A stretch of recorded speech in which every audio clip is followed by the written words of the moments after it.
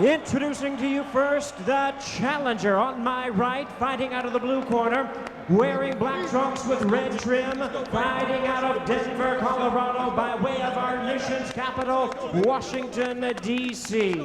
He weighed in at 225 pounds with a record of 22 wins, 3 losses. He has 18 wins coming by way of knockout. He is the NABO champion, ranked the IBF number 3 heavyweight contender. Please welcome the challenger, known as Touch of Sleep, introducing DaVarryl WIlliamson.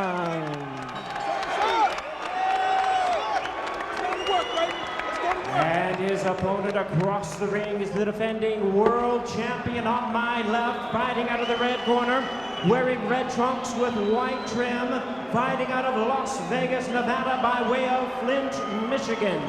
He weighed in at a ready 213 pounds.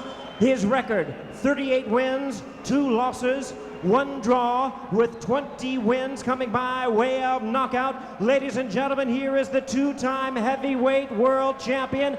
Tonight he is making the 4th defense of his current title, introducing the IBF heavyweight champion of the world, Chris Byrd.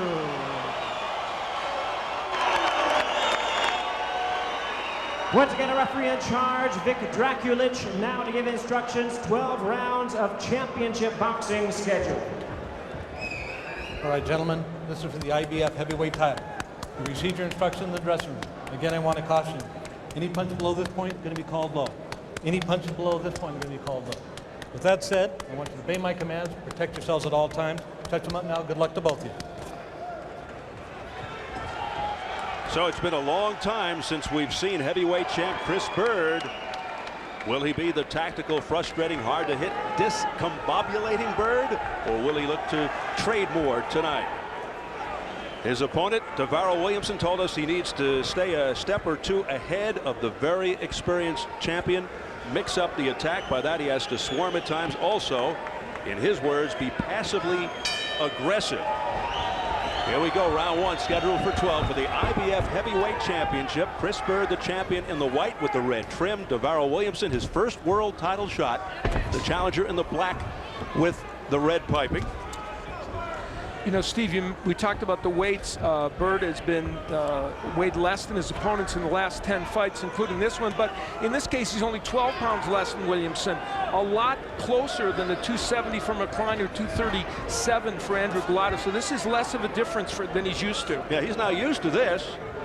The question is, can Williamson take more chances, knowing Byrd's not a massive puncher? He said yes and no, because Byrd can also peck you into submission. There's a straight left into the chest by Byrd. One of Byrd's great characteristics, his ability to not get hit cleanly, such an elusive target. But he has been getting hit more in recent fights. Well, his most recent, of course, almost a year ago. Probably because he has been trading more with his opponents. He says it's a tactic on his part. DaVarryl WIlliamson and others have suggested it's reflexes and speed slowing a bit at 35. 2 key things from talking to the southpaw Byrd, aside from his feelings on Don King. He's not worried about the long layoff in terms of sharpness. And from the many rounds of sparring with Williamson, he knows he basically has to avoid the right hand. Right now, an extremely cautious opening round. We are through half a round. Not one punch has landed, and only a few have been thrown. There's a jab to the body by Williamson, but not much happening at all. Both men trying to feel each other out, which, when you think about it, it's odd considering they've sparred 200-some rounds against each other. Williamson off an impressive 2nd round TKO over Derek Jefferson. A bit sloppy technique-wise, but has a pretty good right hand. Basically a boxer puncher, has some power. Yeah, he can punch, DaVarryl WIlliamson. And, you know, we saw him against Vladimir Klitschko. He's very patient. You see it right now. You know, it's not scintillating, but he'll wait for the opportunity to try and get that punch in. And he's trying to actually make Chris Byrd come to him, which is a fascinating tactic. Byrd doesn't like that. The fans expressing their disapproval. Finally, Williamson unleashing a right hand, but it was blocked by Byrd. Now DaVarryl missing. And when Byrd threw that punch, you saw Williamson try to counter him with the right hand.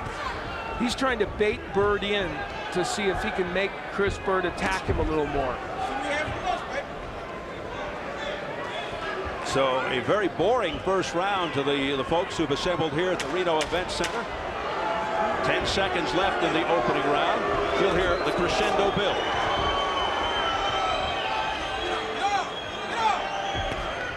Ha!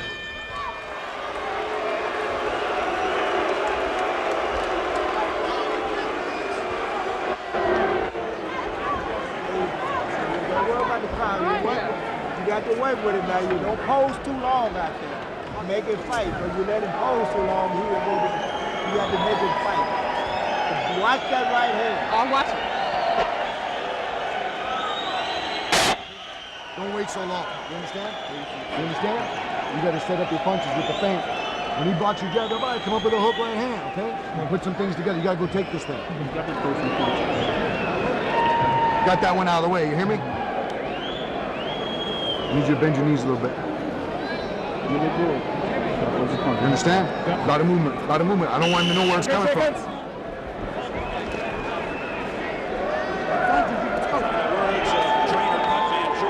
Durbin, who wants more movement out of DaVarryl WIlliamson. The biggest hand so far has come for the round card girl.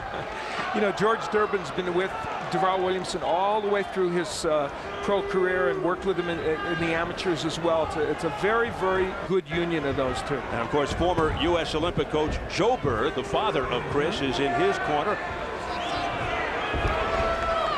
Also has his mom, Rose, and his sister, named Tracy. Little salvo to the body by Williamson, who finally opens up a bit. And you know, I talked about the Williamson right hand. He is not devoid of a left hook, and you saw it right there. He threw it to the body, and of course, that's a very effective weapon against the southpaw. No secret that Byrd doesn't attract fans the way the big hitters do. Even he admits, as you mentioned earlier, he got bored with himself and started to trade more in his last few fights. Critics got on him for his keep-away technique. Then when they saw him getting hit a lot more, they said, hey, you should return to the old ways. So, you know, what do? Well, you do what's right for you. Right now, DaVarryl WIlliamson tactically is doing an interesting thing to Byrd. Now, what they want is more movement from Williamson, but he is making Byrd come to him and then occasionally attacking, doing what a phrase he said to us. He said, I'm going to be passive-aggressive in this fight. And Chris Byrd right now is trying to make up his mind. Do I attack? Do I try and get him to come to me? He's not doing it. So interesting that the champion is facing a little bit more of a strategic dilemma here. Well, right now they're fighting like they are good friends.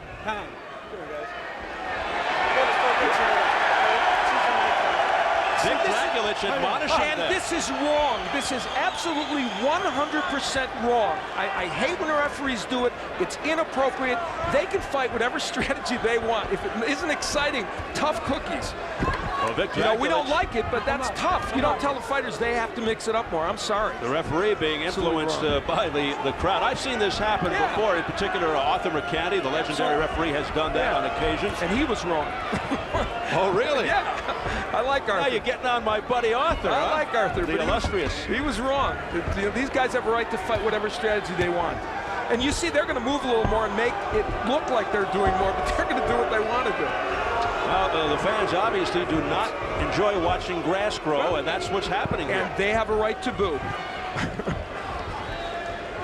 Now, interestingly, Williamson, because of all that, is doing more what George Durbin wants. He's moving more. It's made Byrd throw more jabs and be a little bit more aggressive.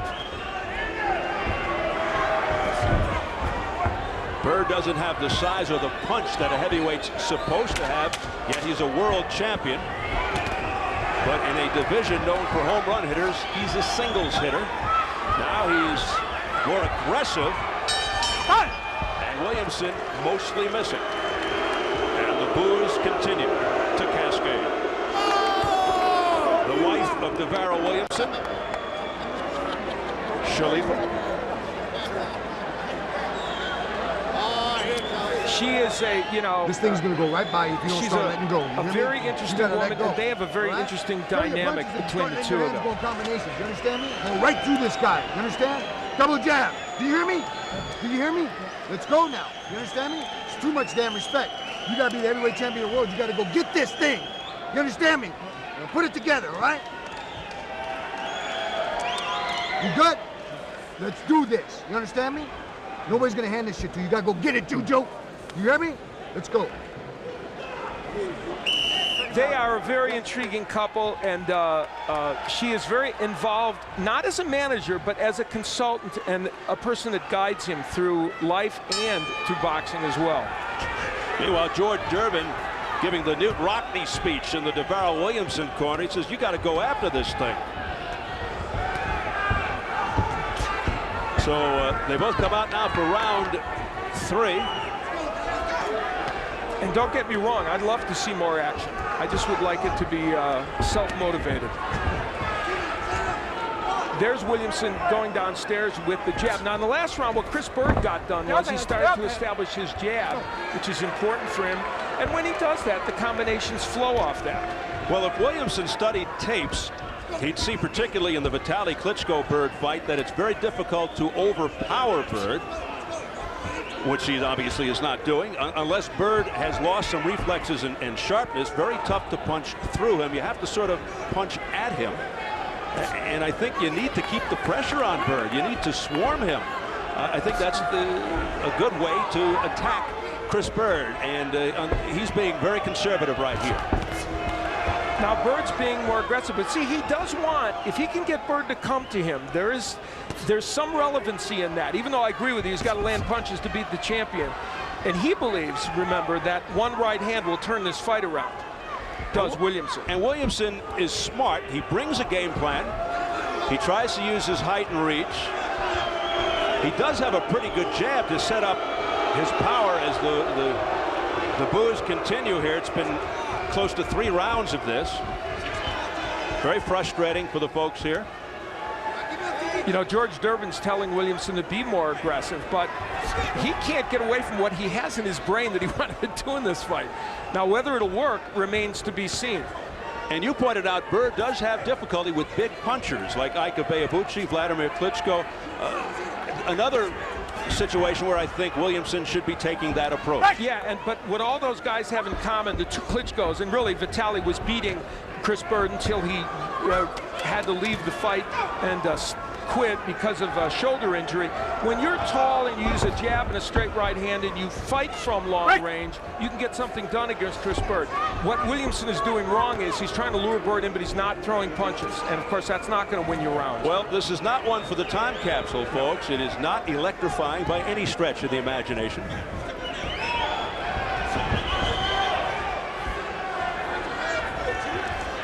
Byrd just pecking away with that jab. That's really the key. If he keeps doing that the way this fight is going, he'll be effective as long as he doesn't overcommit himself and get hit with a big counter shot by Williamson. And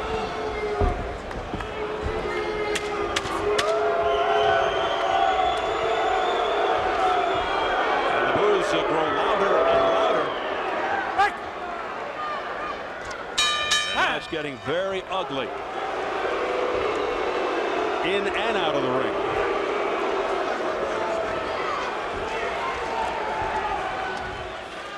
Well, the reigning heavyweight champions, the relative inactivity of Chris Byrd, the other champion staying busy during that span of time. Yeah, with the exception of Klitschko, who's had some injury issues. Lamont Brewster, very, very active, just won recently in Germany in a very tough fight that he had. And so when you look at this entire group, that's where many people criticize the division either for inactivity or they say lack of excellence, and this is the group that bears the brunt of that. And the point being, Byrd has held the crown longer than any of those guys, but today's heavyweight division, boy, it's in a state of flux. You got to use your head in there. Thank you. You know, jab, man, pick your jab and follow up. And you know, the average Joe, he or she has to struggle to identify one of the 4 champions. But even with that, people are still fascinated by the big man. Here's more. Okay, gotta start mixing it up. All right, back to your point. Let's go. I get the feeling Vic Draculich would like to join the chorus of boos. I guess he would. I don't think it's his job, but and obviously we want to see more action in this fight. We'd like to. You know, Byrd obviously not a knockout puncher. I mean, he has, you know, of his knockouts, half of them came within the first 2 years of his fighting when he was fighting fighters that he was not going to. He's really never knocked out a heavyweight of note. He really hasn't, except for Lionel Butler. So it would be very odd to see him do that. Well, right now, you know, a couple of guys who are not doing very much to market themselves. You're absolutely correct. You couldn't be more right. And it's especially, I think, inappropriate for DaVarryl WIlliamson because he's facing a man who hasn't been in the ring for 11 months. He needs to make a statement and may have an opportunity here to get something done against Byrd, and he's not. And I do understand part of the strategy to lure Byrd in, but I think he's probably taking that to an extreme. And Byrd wanted a convincing statement-type victory as well to get back up to those bigger paydays. Well, the notion that the heavyweights make the sport go round might be outdated. But I don't know, do you think people are still watching in hopes that someone someday soon will emerge as the heavyweight messiah? Yeah, they do, and obviously the rest of boxing is in terrific shape, but this division has had its issues, and this is an example of it. Now, you know, DaVarryl WIlliamson knows that both of the Klitschko's and also Jamil McCline, Arthur Williams in the old days, who was just a cruiserweight, all of them have hurt Chris Byrd with right hand. So guess what? He's thrown maybe 3 in this fight. You've got to throw that punch or try and set it up. Fans continue to show their discontent, and I don't blame them. You know what's interesting about this? Chris Byrd doesn't really want to be doing this. He doesn't want to be chasing a guy around the ring. He's uncomfortable in this posture, and that's why he's less effective than he would be, and DaVarryl WIlliamson is making him do it. So you're laying most of the, I don't want, for lack of a better word, blame on the challenger here? Well, because he wants to make this kind of fight. Even though George Durbin's saying don't. What he wants is a chance to land something big against Byrd, but he's the one that's retreating for the most part. Well, you know, he and McCline were best friends, and McCline knocked Byrd down. Here comes Byrd with a flurry. Tied up then by Williamson. See, and that flurry by Chris Byrd and the fact that he's being the aggressor, more than enough probably to win him this round. Unless this is absolutely tactical, it's a very odd performance by DaVarryl WIlliamson. Left hand over the top by Byrd. That landed. So a little more action here in round 4. You bet.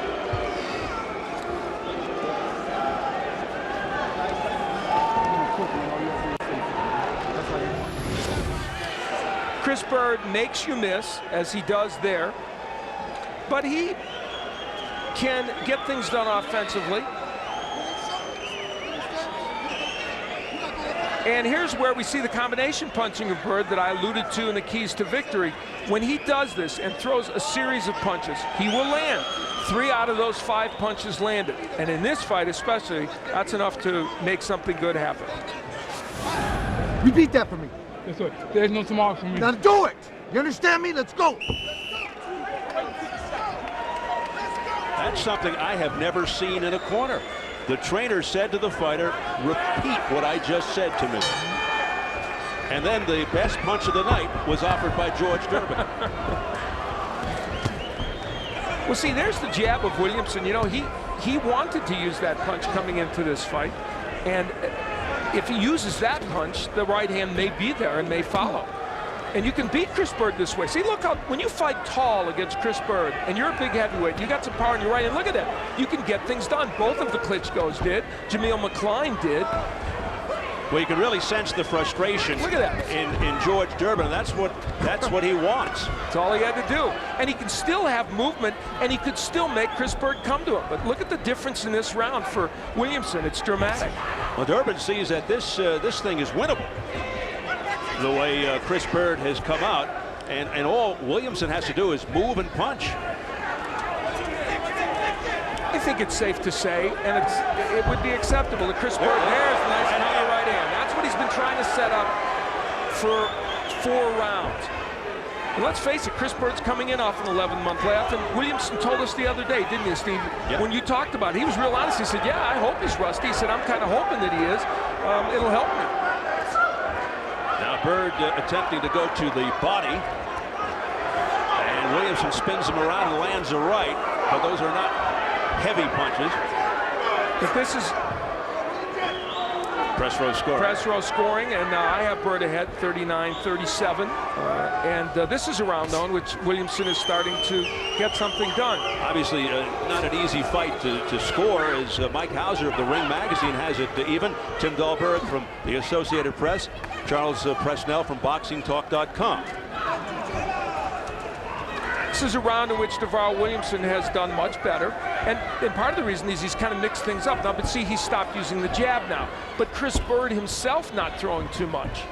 And again, Byrd's in a posture he's not used to. Nice combos, though. Straight left hand by Byrd. See, Williamson, though, tends to slap with the right hand at times. And he can get wild with his punches. And he's not the most durable. He's vulnerable, particularly to a left hook, although he's fighting a southpaw here, so it would be a straight left. Why DaVarryl WIlliamson is not using that jab more? He lands it about 7 out of 10 times when he throws it. So it's interesting. He's just, and he's got a 4-inch reach Advantage, and he has a stinging jab. We saw it against Klitschko, Vladimir. His stock actually went up in defeat in that fight. Look at this. Byrd just stopped in his tracks. I mean, why did Williamson just attack him then? He had his hands way down. This is by far Williamson's best round in the fight, despite some of the lapses. In that exchange, Byrd connected with a straight right to the head.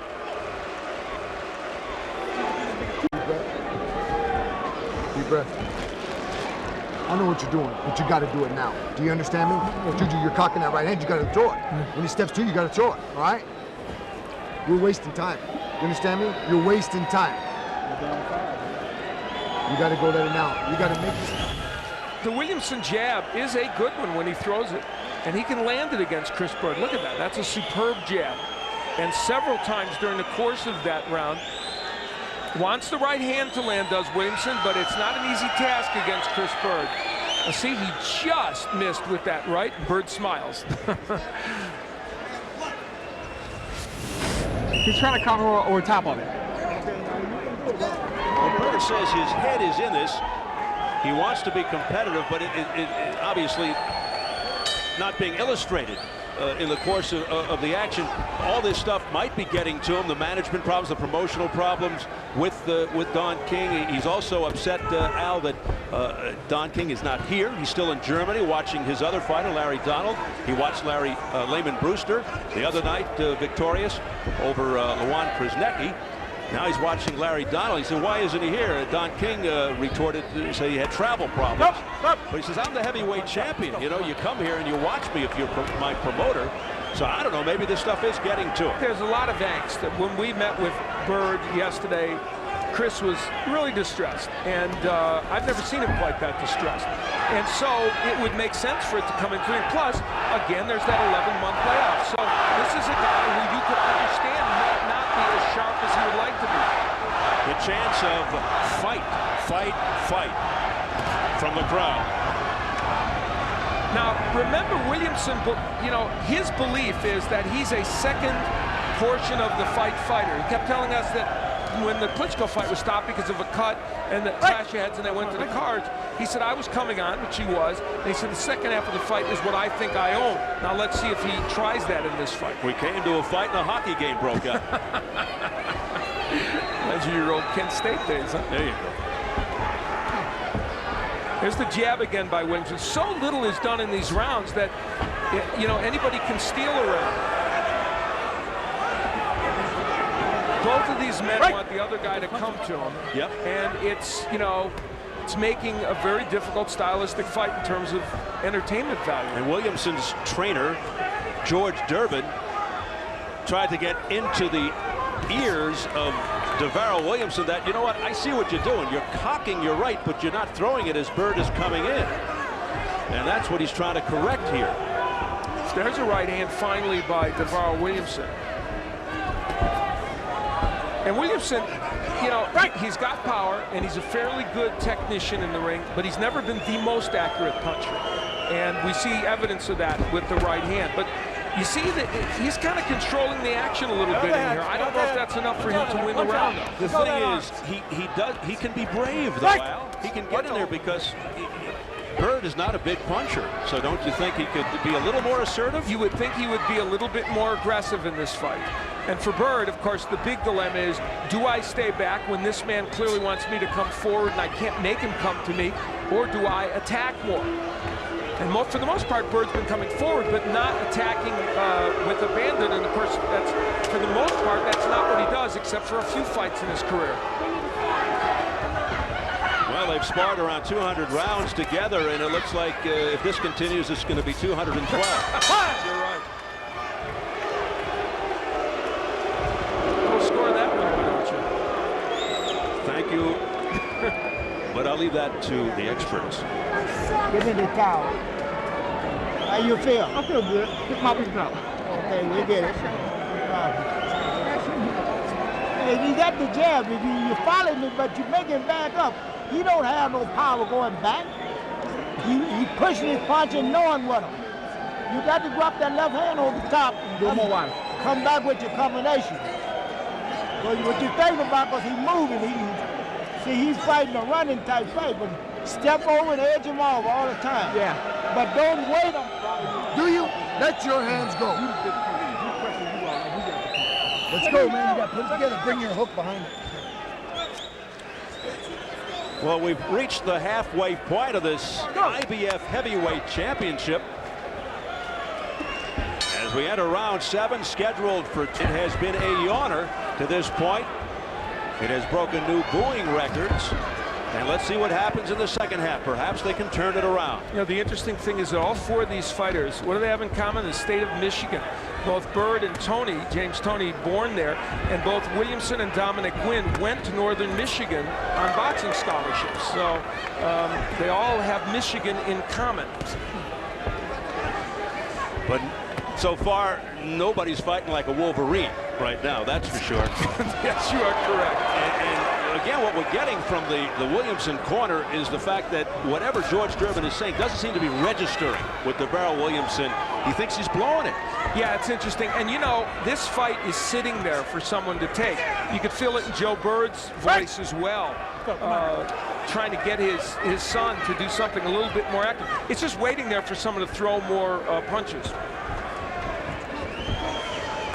1 minute gone by in round 7, and the listlessness continues. Let's go to Jim Gray.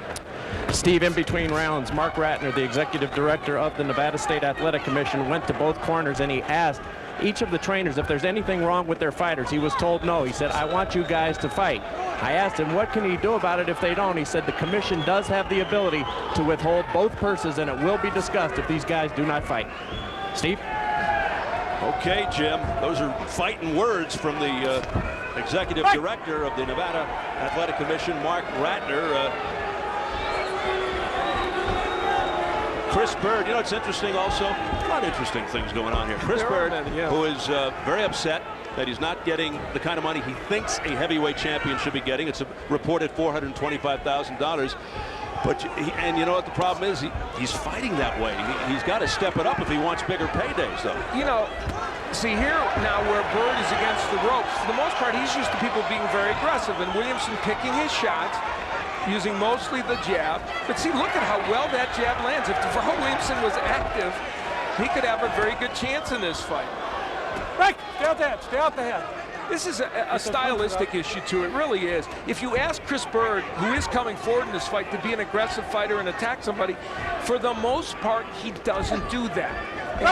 And when somebody doesn't oblige him with an aggressive fight, it's pretty tricky for him. Look at that jab by Williamson. If he throws less than 30 jabs around, he should be ashamed of himself. He can land every jab, practically every jab he throws, the way this fight is going right now. What do you think James Toney is thinking watching this right now? And this is a very close round here. I mean, and the jabs of Williamson alone, I think, might be winning it for him. Punch out there, punch out. 5! Well, we asked the question, what do you think James Toney is thinking? Here he is warming up, getting ready for Dominic Gwynn. Still to come, our main event. James lights out Toney and upset-minded Dominic Gwynn in heavyweight action. Toney, who has expressed a genuine excitement about this event, saying he's a little nervous, feels sort of like he did a few days before his pro debut or when his kids were born. Quite important item. Momentous again. He has fought in Reno twice, so he knows what the altitude is all about. DaVarryl WIlliamson has a 4-inch reach advantage. And you see here graphic evidence how when he uses that jab and doubles it up and stays at long range, Chris Byrd is powerless to do anything against him. That's how the Klitschko's were effective against Byrd. That's how McCline had his moments against Byrd. It's what you need to do to beat him. And Byrd told us himself, didn't he, Steve? The Cuban style is what you need to fight to beat me. That's the Cuban style for the most part. Well, in Cuba, they're repressed, and that's unfortunately how the styles are right here. Round 8 scheduled for 12, believe it or not. The IBF Heavyweight Championship. They keep saying from the Williamson corner, let's go to work. You know, but he's throwing the jabs. Now he threw a left hook a moment ago. Williamson has been more active in the last round or two. This is a flat performance by Chris Byrd. It really is. Now, which is not to suggest DaVarryl WIlliamson has been a ball of fire. He hasn't. But for Chris, this is a performance that looks like you've been out of the ring for 11 months. Your mind may or may not be completely in it. That's just what this looks like. I think you've just pretty much hit it on the head. And you know, Chris Byrd is a delightful guy who has given his sport a lot at age 35. But right now, he's kind of a heavyweight champ in limbo, really, in many ways. And Williamson, a good guy, too. Very personable. Yes. Oh, my. You know, we rattled off the litany of accomplishments that he's had. Of course, Byrd's had many accomplishments in the ring. You can't be with two more articulate, interesting guys. Unfortunately, this is not a debating evening. It's a boxing evening. And in this round, though, perfect example. Williamson has done most of what's happened, but he's been the one moving backwards. What will the judges say about that? Byrd really not throwing anything. And the thing about Byrd is also he may not throw a big punch, but he can take a big punch. Yes. He's proven that in the past, so he shouldn't be that. You know, he could be brave too. Well, he could, but some of those guys have hurt him with the right hand. This round, though, one of the better ones for DaVarryl WIlliamson. Not thrilling and exciting, but he's gotten a lot done here in round number 8. Let that right go, man.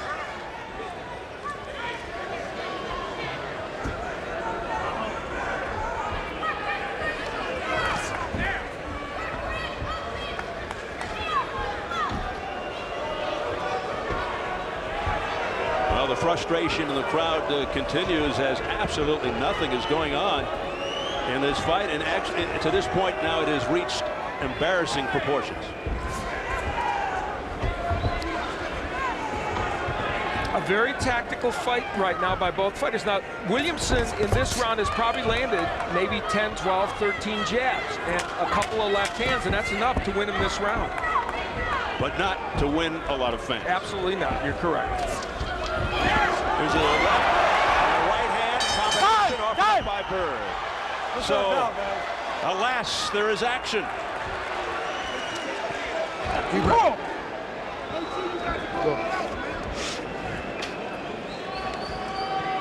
He don't have no problem hitting you.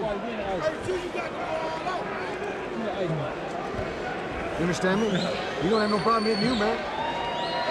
If you hit him back, he might fucking go out. You understand me? You ain't got no choice, dude. You got to set up and let's go. You understand? At the end of the round, a round in which Williamson had done very well, Chris Byrd attacked and landed really two good punches.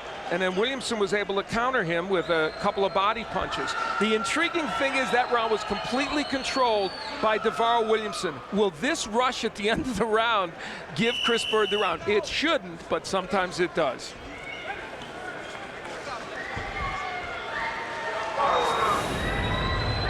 So Byrd trying to steal the 8th as we enter the 9th. Can Byrd pick up where he left off? Doesn't look that way.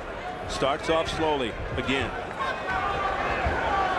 And goes back to the tactical stuff. Now Byrd laying against ropes. Now he's been a very effective fighter many times in his life against the ropes. Will he be here, and will Williamson attack enough to make him an effective fighter? Because that's what it takes for Byrd.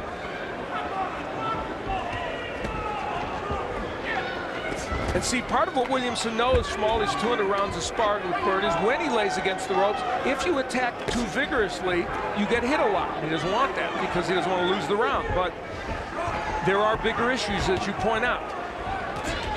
Well, it seems like they're both fighting as if they have heavy issues on their minds.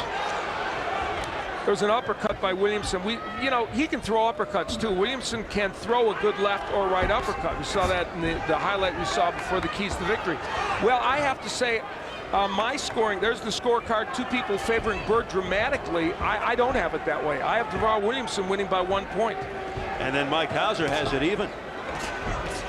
And the reason for that is even though Chris Byrd has come forward and continued to come forward, I think that Williamson has, for the most part, in those rounds in which he's thrown jabs, gotten a little more done. Now, that's not to suggest that's the way the judges are going to have it, or that's correct, because all these rounds are very, very close.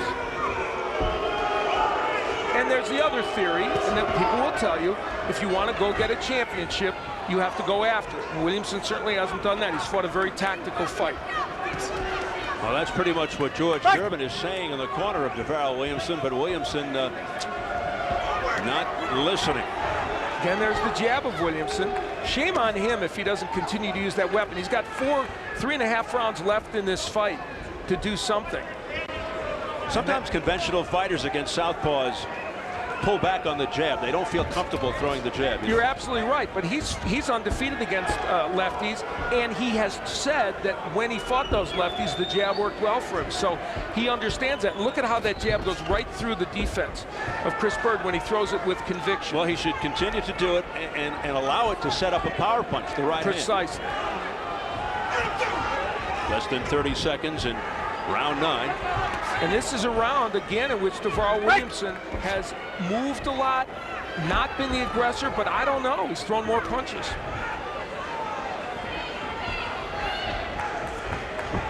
So much diversity in the scoring here between our 3 press row scorers and Al, so this is going to be interesting at the end of the night. A little aggressiveness from Byrd, again, trying to steal the round again. Well, a week from tonight, can almost guarantee action. What we're all waiting for, the rematch, Corrales-Castillo 2.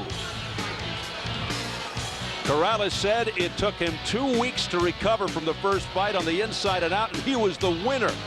You know what? Just as a boxing fan, I cannot wait to see this fight. It's going to be fantastic. The first one so memorable. Can the rematch equal or transcend the first one?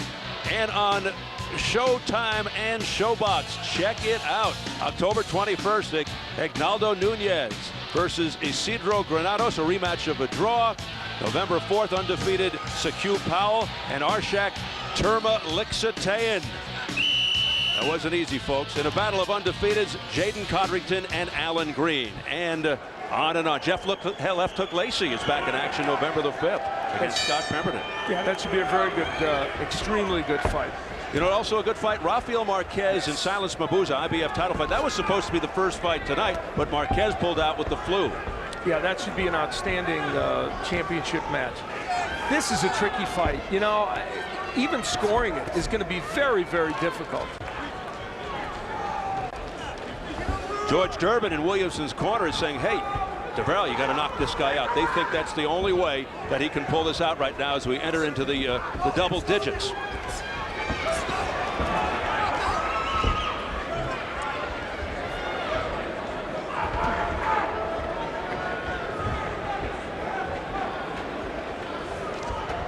Neither throwing, posing. There's a good right hand, a right cross by Byrd on the chin. Byrd, of course, used to going the distance. He's been on the better end of 2 decisions. One against Freza Kendo, certainly, that a lot of people questioned. And his boxing ability tends to put him over. People even have the perception that he's such a good boxer, he's likely to be winning rounds. Look at the jab by Williamson. I mean, he lands it, you know. But your point's very well taken, Steve. The jab is singular. Byrd comes in and throws a couple of showy punches, and so 5 or 6 of those DaVarryl WIlliamson jabs, because nothing's behind them, may not look exciting to the judges. And certainly isn't it exciting to us and the folks here and the viewers out there. Well, the jab is a great weapon because it could be used as a range fighter or a dangerous weapon if it's launched hard enough, and it keeps the other fighter at bay, keeps you off balance. But it could also be used to set up the power punch, which translation means anything from the right hand. An uppercut, an overhand right. You know, we all saw a performance by Vladimir Klitschko last week against Sam Peter that not everybody enjoyed, but he was more active than DaVarryl WIlliamson. But he fought much like Williamson is right now, except he mixed in more right hands. Williamson could try and do that. I mean, it's hard to say Williamson isn't winning this round, but there's a good left hand by Byrd. Bird's landed 3 or 4 harder punches. Williamson has landed more jabs, so I guess you have to take your pick.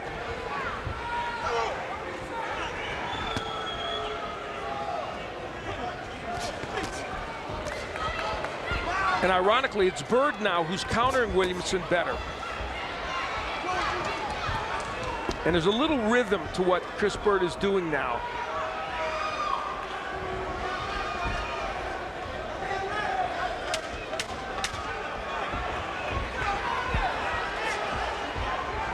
Williamson just continues to run around the ring. Every once in a while throw the jab.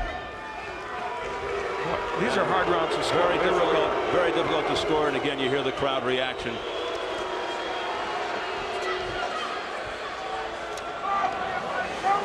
The wives watching anxiously, the wife of DaVarryl WIlliamson. And the wife of Chris Byrd has been up and talking and yelling encouragement throughout most of the night to Chris. She's also the manager. Tracy for Chris and Shalifa for DaVarryl. Over. If you double it up, double to the head and back to the body, you set up your hook. Okay, now you.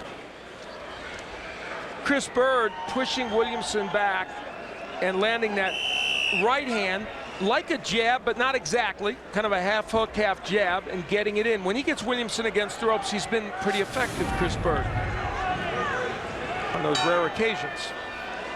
The championship rounds of one of the really worst championship fights probably in history. Well, it's not. That's a bold statement. It's not too good. I mean, it really isn't. And that's not to denigrate these guys. It's just to say that neither has made the fight they wanted. And I think especially DaVarryl WIlliamson will see this if he doesn't pick up the pace here and the decision doesn't go his way. He will see this as a lost opportunity, a monstrous opportunity against a fighter who's coming in off 11-month layoff, clearly someone who is not as focused as he would like to be, and he's kind of letting it slip away. Now he's being a little more aggressive, Williamson. But, you know, the hand speed of Chris Byrd on the inside is a little better, but here's Williamson finally trying to do something, or trying. Both men now. Well, perhaps this fight can be salvaged in the final 2 rounds. And there was a nice right hand by Williamson, and Byrd just kind of shakes his head at it. The numbers from Press Row, all for Byrd. I have the fight even, but, you know, clearly one of the people there has it fairly close, and I will say I'm not going to argue with the people that have Byrd way ahead. If they like the aggression and they feel like he's making the fight, you can make a case for it. Mike Hauser from the Ring Magazine having Byrd pull ahead the last couple of rounds after having it even most of the way. So the right hand by Williamson, but it doesn't phase Chris Byrd. No, he just basically looked back at Williamson and smiled. You know, part of Williamson's problem in this fight is perception, too. He's been going back for most of the fight, so even if he might be landing punches, and even if on occasion he's used that jab well and landed some counter shots, the perception is that Chris Byrd has had to chase him to make a fight. Williamson has certainly thrown more punches in this fight. There's no question about that. Byrd has been so economical with his punches.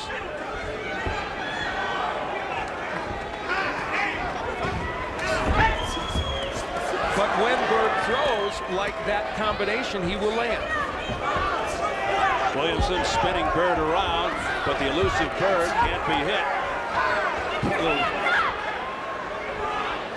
fall away shot there by Byrd. Another one.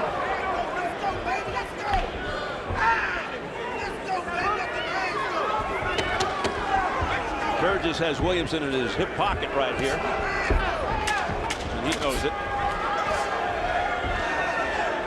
As we head to the bell, round 11.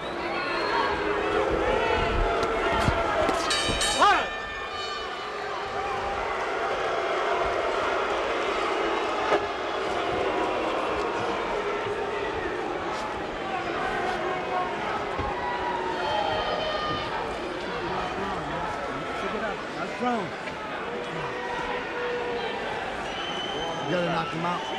It's over for you. You understand me? You gotta go do it. Fourth and final round, touch him up at the middle of the round. Let me tell you, it's all over, man. Take a deep breath, bite down, and go get it. You understand me? These people tell you how you feel, man. How do you feel? You want it? Go get it. You understand me? You gotta put him out. Coil up, get your hands going, let him go. Don't stop. All right? Don't stop. All he's gonna try to do fight 2 rounds. Let's wait, show you a true champion out there. Don't get caught with nothing. Work them hands. So we're set for the 12th and final round of the IBF Heavyweight Championship. A major disappointment. These good friends touch gloves, and as I said earlier in the fight, unfortunately for the viewers and the fans, they're, for the most part, fighting like they are good friends and not letting it rip. 8 of the last nine Chris Byrd fights have gone the distance, and all of them against, oh, nice uppercut by Williams, all of them against the opponents of note. There's a nice uppercut by Williamson. Where was that punch? I showed you that punch in the keys to victory. It was a punch that's been there for him, and it could be followed by the right, which is the exact sequence that we showed before the fight. How did those 2 left uppercuts? There was 1 in the first 11 rounds, and now he unleashes 2 of them. Amazing. And Chris Byrd, you know, urged on by his dad, saying, let your hands go. Well, obviously, he should have watched your keys to victory. Why didn't he pay attention? Byrd ahead now, pulling away. And I have Byrd ahead now in this fight, by less, of course, than they do, but nevertheless, he's come back. And, you know, Chris Byrd's issue now is he wants to at least end this fight on something more positive. Oh. Whoa. Williamson slipped. A lot of moisture there in the corner. There obviously have been no knockdowns in this fight. Good right hand by Williamson. Got Byrd's attention, but one and done, one at a time. Yeah, if he was hearing George Durbin, and let's just say the ringside scoring is right, George Durbin, his own trainer, is right. One thing DaVarryl Williamson can't do is back up in round 12, and that's exactly what he's doing. He should be attacking no matter what. Well, he's got to be throwing it all out there now, because he's got to know he's behind, and the only way he can win this fight is by knocking Byrd out. Especially if his own corner is telling him that.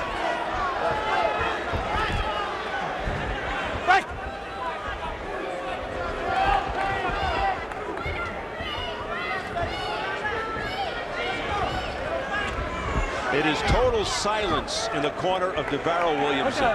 Total silence right now. It's almost like they are just dumbfounded. And, you know, I hate to say this, but almost bringing new meaning to his nickname, Touch of Sleep.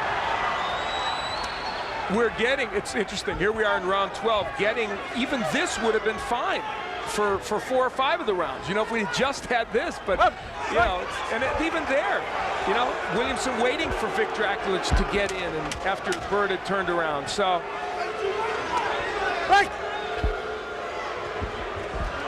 Well, it's too little too late as we head for the bell, and you will really hear the voice.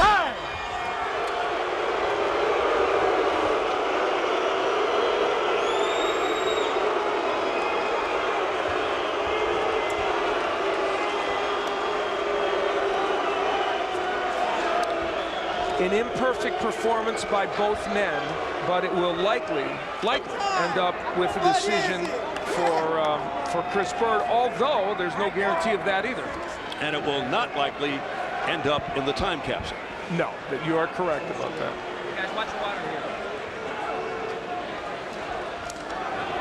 here. So this one mercifully comes to an end. And, you know, I wonder if this hurts Byrd's chances down the road for a fight with Tony or Vladimir Klitschko. Maybe not, because they saw, if they see a ring rusty fighter and someone that they think is not performing at his peak, it may make them more interested in fighting. Yes, I agree with that. I don't mean from the standpoint of the opponent. I mean from the standpoint of marketability. Marketability, sure. And would people want to see that? Well, interesting. But it looks like Byrd's got this one in the victory column, but not a very exciting victory following the long layoff, nearly a year, and looking to retain his IBF heavyweight title. And you can tell he's not thrilled with the reaction of the crowd, probably not thrilled with his performance. He hasn't been, you know, he's normally a pretty upbeat guy. He said the joy of boxing has been sucked out of him like sucking it in a straw. It sucked the blood right out of him. I mean, that's his attitude now about the way things are. But he said that outside, he said that's outside the ring. He said once he gets inside the ring, he'll be competitive. He was to some degree, but not enough. And also his opponent also didn't come to the party tonight. Well, and he and his they both had imperfect performances. Right, they're both responsible for this. Let's go to Jimmy Lennon Jr. for the results. Ladies and gentlemen, after 12 rounds of action, we have a unanimous decision. Here are the score totals. Judge at ringside, Glenn Trowbridge scores the bout 115 to 113.